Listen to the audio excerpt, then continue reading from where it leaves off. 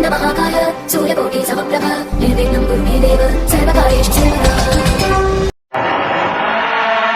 जब रात होती है तो हम एक दिया जला लेते हैं और उसी रोशनी में खुद को महफूज समझते हैं, मगर उस रोशनी के करीब जो अंधेरा है वो अपने अंदर बहुत सारी कहानियां समेटे हुए है और इन्हीं कहानियों को आपको लेकर आता है रात के अंधेरे में।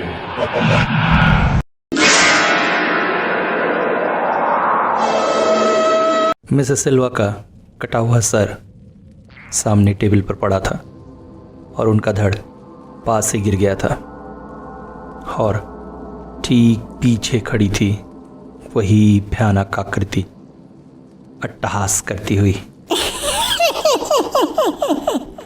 दुबला पतला शरीर, चेहरा जैसे जैसे कंकाल और चेहरे पर वो भयानक हंसी की रेखा। मैं अचानक चीख पड़ी, एनी एनी रन। एनी वहां से उठकर बाहर की तरफ दौड़ पड़ी। वो चीखी, स्वीटहार्ट तुम भी आओ। मैं भी उसके पीछे पीछे दौड़ने लगी और तो दौड़ते दौड़ते अचानक किसी फर्नीचर से टकराकर धड़ाम से जमीन पर गिर पड़ी। और तभी मैंने दोबारा महसूस किया मेरा शरीर जैसे पंख जैसा हल्का होके हवा में उड़ता जा रहा है। मैं हाथ बढ़ाकर चीखी, एनी थर-थर कांपते हुए मुझे दरवाजे पर खड़ी होकर देख रही थी। स्वीटहार्ट नहीं। और तभी मेरी गर्दन पर जैसे पतली पतली किसी पेड़ की जड़ें लिपटने लगी। ठंडी वो एहसास मैं बयां नहीं कर सकती। वो किसी पेड़ की जड़ें नहीं बल्कि डेज़ी की उंगलियां थी जो किसी पतली रस्सी की भांति मेरी गर्दन पर लिपटती जा रही थी। वो खिलखिलाकर हंस पड़ी। Do you want to play with me? You become my close friend. Only one day to go. और इसके साथ ही साथ उसने मुझे बाहर की तरफ फेंक दिया। फर्श से मैं धड़ाम से टकराई। मेरा नाक फर्श से टकराने की वजह से उसे खून निकल आया।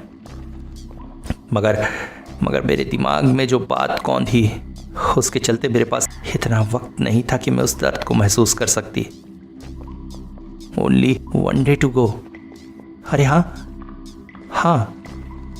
मिसेस डिसिल्वा ने बताया था लड़की 7 दिनों तक उन गांव में रहती है और उसके बाद फिर मतलब अभी मेरे पास 1 दिन है इस गांव से निकल जाने में।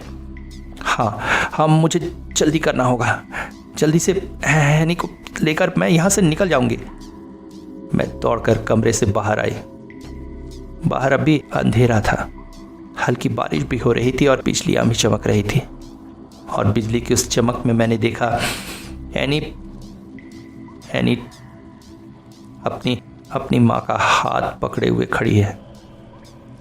मिसेस डिकोस्टा इस वक्त मेरे सामने थी, मगर व्हील चेयर पर नहीं, अपनी पैरों पर खड़ी। हल्का सा मुस्कुराकर बोली, क्यों, हाँ आश्चर्य लग रहा है?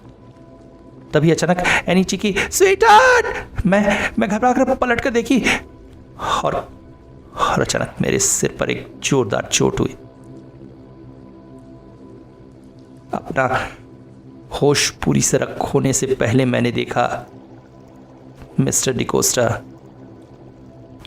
हाथों में डंडा पकड़े हुए मेरे पीछे खड़े थे। होश आया तो मैंने खुद को उनके घर में पाया। एक कुर्सी से मेरे हाथ पांव बांध कर रखे गए थे। सामने बेड पर मिसेस डिकोस्टा बैठी थी और उन्हीं के पास मिस्टर डिकोस्टा खड़े थे। दरवाजे पर हेक्टर और एनी झांक रहे थे। मिसेस डिकोस्टा बोली, जब आना की मौत हुई तब भी हमने बहुत कोशिश की थी, पर 2-3 लोगों के अलावा फिर हम कुछ नहीं कर पाए और अपनी आंखों के सामने अपनी बेटी को उस पिशाचनी के हाथों मरते देखा।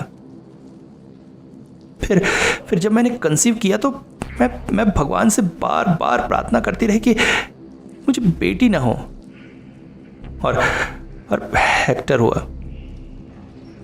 इसके बाद हमने बहुत प्रिकॉशंस लिए थे, मगर कैसे पता नहीं मैं फिर से प्रेग्नेंट हो गई। मैंने मंदिर, मस्जिद, गुरुद्वारे हर जगह जाकर प्रार्थना की कि इस बार भी मुझे लड़का ही हो, पर भगवान की मर्जी कुछ और ही थी। हैनी हमारे घर आ गई और हम उस डर के साए में जीने लगे। मगर इस बार हमने तय कर लिया था, बाय हुक और बाय क्रुक हम अपनी बेटी की जान उस पिशाचनी से बचा कर रहेंगे। और इसीलिए पिछले 8 सालों से हम ये काम करते चले आ रहे हैं। एक एक कर 8 लड़कियां मेरी एक्सीडेंट की बात कहकर बुलवाई और उन्हें उनके घर वाले तलाश करते हुए आए थे। 1-2 बार पुलिस भी आई, मगर किसी को कोई भी सबूत नहीं मिल पाया, क्योंकि हम लोग उन्हें नहीं मारते हैं। उन्हें तो वो पिशाचनी ले जाती है, जिसे तुमने भी देखा है, और कुछ ही घंटों बाद तुम्हें भी उसके पास जाना है। आई एम सॉरी, मुझे सच में बहुत बुरा लगता है तुम लोगों के लिए, मगर क्या करूं। मेरी बेटी की जान ज़्यादा कीमती है। और 3 लड़कियां, और बस फिर हमारी बेटी 12 साल की हो जाएगी और उस पिशाचिनी के हाथों से हमेशा के लिए छूट जाएगी। 3 पाप हमें और करने हैं बस। मैं चौंक पड़ी थी। क्या कह रहे हैं ये लोग? कोई इतना निशंस, इतना क्रूर कैसे हो सकता है? और क्यों वो पिशाचनी अपने साथ हुए अत्याचार का बदला निरीह लड़कियों से ले रही है? तभी अचानक मैंने देखा मिस्टर डिकोस्टा सिरिंज में कुछ भरकर ला रहे थे। नहीं देखो, उछल कूद मचाने से कोई फायदा नहीं है। हम तुम्हें शांतिपूर्वक जंगल में ले जाएंगे और दे देंगे डेजी को। तुम फिर उसकी दोस्त बन के रहोगी और बदले में हमारी बेटी, तुम तो उसे बहुत प्यार करने लगी हो ना, वो 1 साल के लिए हंसती खेलती रह जाएगी। क्या तुम्हें अच्छा नहीं लगेगा? और ये कहते हुए उन्होंने वो सिरिंज मेरे हाथों में गड़ा दी। मैं धीरे धीरे नींद की आगोश में चली गई। आँख खुली तो मेरे चेहरे पर हल्की हल्की बारिश की बूंदें गिर रही थी। मैं किसी गीली जगह पर लेटी थी। अचानक आँख खोला तो खुद को उसी तरह से बंधा हुआ पाया। मैं इस वक्त बीच जंगल में थी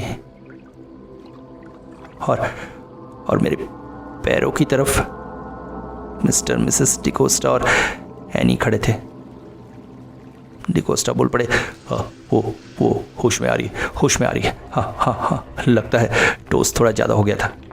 बस कुछ ही पल और फिर हमारा ये रिचुअल पूरा हो जाएगा। हम एनी को अपने साथ रखकर इसे उसके हवाले कर रहे हैं।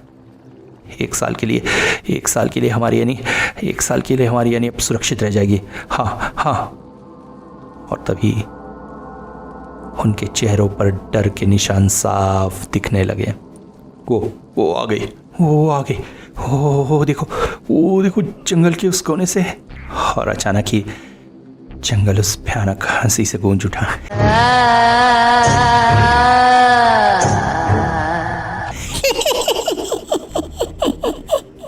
अचानक ही मिस्टर डिकोस्टा बोल पड़े, डेज़ी डेज़ी देखो देखो, तुम्हारे लिए हम फ्रेंड ले आए हैं और उसे हम एना की उपस्थिति में तुम्हें दे रहे हैं।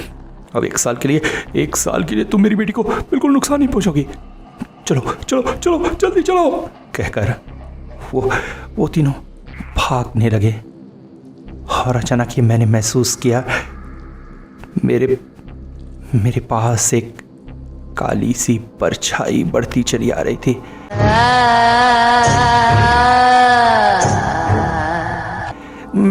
मैं कुछ नहीं कर सकती थी, छटपटा सकती थी, हाथ पांव बंधे हुए थे।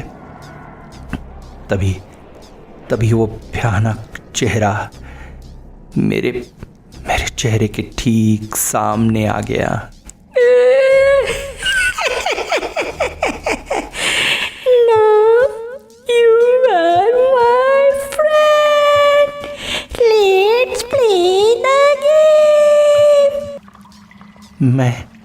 मैं पल पल मौत को अपने पास आता देख रही थी। उसकी वो पतली पतली उंगलियां मेरी गर्दन पर लिपटती जा रही थी।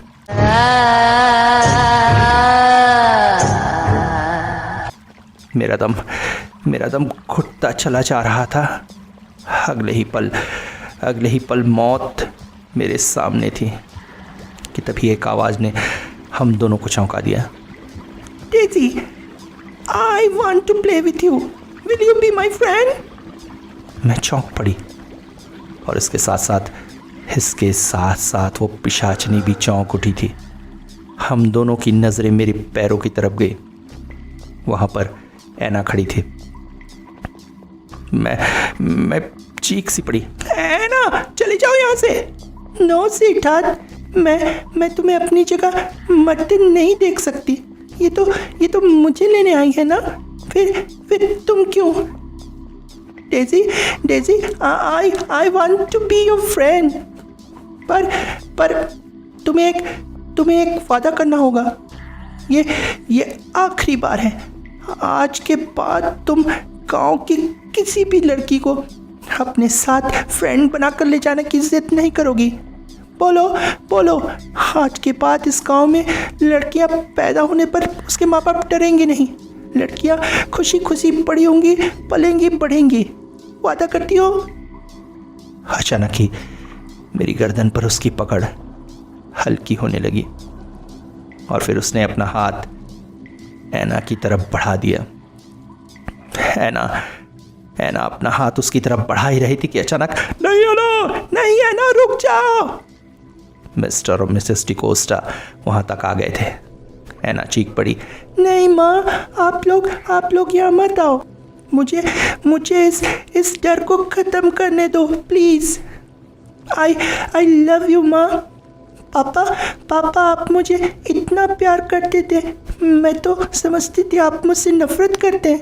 नहीं मेरे बच्चे, मैं तुमसे नफरत नहीं करता था, पर जब भी मैं तुम्हारा चेहरा देखता मैं डर से कांप उठता था।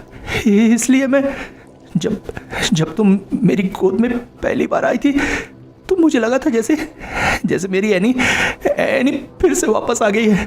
एना ये मत करो एना, हम एनी को खो चुके हैं, अब तुम्हें नहीं पापा, मुझे ये करना ही होगा ताकि फिर कोई एनी, फिर कोई एना और फिर कोई स्वीटहार्ट को इस सजा को न भुगतना पड़े।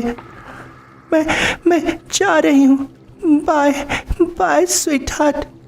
और अचानक हम सभी की आंखों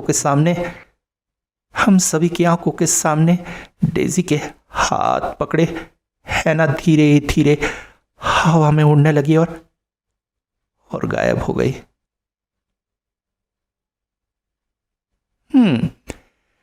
तो इस तरह से खत्म हुई टॉलेस्ट घोस्ट और लिटिल गर्ल की कहानी। मम्मा, क्या वो शहर सचमुच है और वहां पर आज भी वो है? हाँ, वो शहर सचमुच है और लोग कहते हैं कि आज भी वहां के जंगलों में एक लंबी सी लड़की और छोटी सी बच्ची को खेलते हुए देखा जा सकता है, मगर वो किसी को डराते नहीं है। बल्कि अगर गांव का कोई बच्चा या बच्ची जंगल में भटक जाए तो वो उसे उसके घर तक पहुंचा देते हैं। एक तरह से वो उस गांव के गार्डियंस बन गए हैं। वाह, कल तक जो सबको डराती थी अब वो गार्डियन बन गई है। माँ, क्या मैं वहाँ जा सकती हूँ? हाँ, तुम जरा बड़ी हो जाओ, फिर एक बार हम जरूर जाएंगे। वाह, हम जाएंगे, हम जाएंगे। क्या सोच रहे हैं आप? जी हाँ, ये मेरी बेटी है और इसका नाम भी मैंने अपनी गार्डन एंजल ऐना के नाम पर ऐना रखा है। उस रात अगर ऐना ने मुझे बचाया नहीं होता तो शायद आज मेरी गोद में ये ऐना नहीं होती। और एक बात बताऊं, दिखने में भी ये पूरी ऐना की तरह है। इस वक्त मेरी ऐना घर में इधर उधर भाग रही है और खुशी से ताली बजा बजा कर चिल्ला रही है, Do you want to play with me? Do you want to become my friend?